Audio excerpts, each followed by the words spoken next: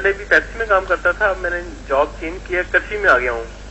جی جی. اور یہ مطلب ٹھیک ہے، جاب اچھی جا رہی ہے، پے وائز مجھے ٹھیک ہے. اور اب مجھے ایک چھوٹی سی اور آفر آ رہی ہے، وہ بھی اس سے بھی اچھی جاب ہے.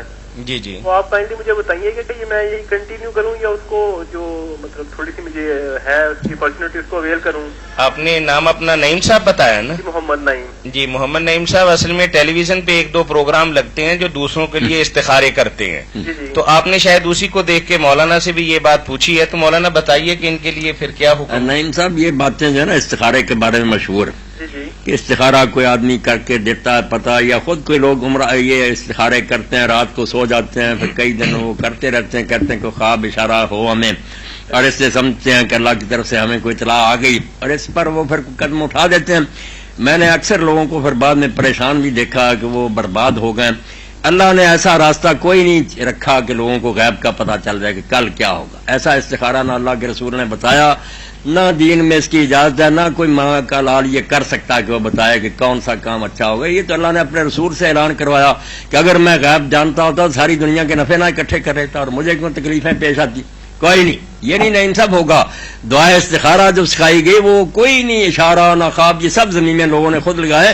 وہ تو ہے کہ آپ بھی کوشش کریں، مشورہ بھی کریں، سوچیں، اور ساتھ اللہ سے دعا کرتے رہیں کہ اللہ تو بہتر جانتا، اگر یہ کام میرے لیے اچھا تو ہونے دے، نہیں اچھا تو اس میں رکاوٹ ڈال دے. اس دعا کرنے کا نام سچے دل سے استخارہ. اور پھر جو بھی ہو اس کو سمجھے کہ یہی بہتر تھا جو اللہ نے کر دیا. اشارہ وغیرہ کوئی نہیں ہوگا، یہ خواب نہیں آئیں گے، یہ ساری بنوٹی باتیں، حدیث میں ان کا کوئی ذکر نہیں. یہ استخارہ جعلی ہے. آپ اللہ کے توکل پر بہتر تو یہ ہے کہ اگر ایک کھڑکی سے آپ کو رزق مل رہا نا تو کاؤنٹر تبدیل نہ کریں. ایسا نہ ہو کہ پھر بالکل ہی خالی ہو جائیں کسی وقت. جب نوکری اچھی بلی مل رہی ہے اور آپ بھی مطمئن ہیں تو ٹکے رہیں.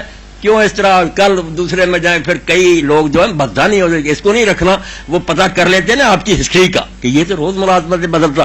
خالی نہ پھر رہ جائیں، آرام سے ایک جگہ ٹکے رہیں اور اللہ سے برکت کی دعا کریں. انشاءاللہ یہاں ہی سب کچھ ملے گا.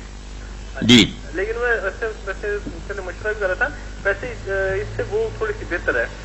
نہیں انشاءاللہ بہتر ہے. تو پھر وہ آپ سوچ رہے ہیں نا، دوستوں سے مشورہ کر لیں، کوئی حرج نہیں. اللہ نے بصیرت دی ہے. دعا بھی کرتے رہیں، یہ دعا ضرور کرتے رہیں کہ اللہ جس میں بہتری ہے ادھر مجھے مل گا. اچھا جی. ایک اور تھوڑا سا تھا مجھے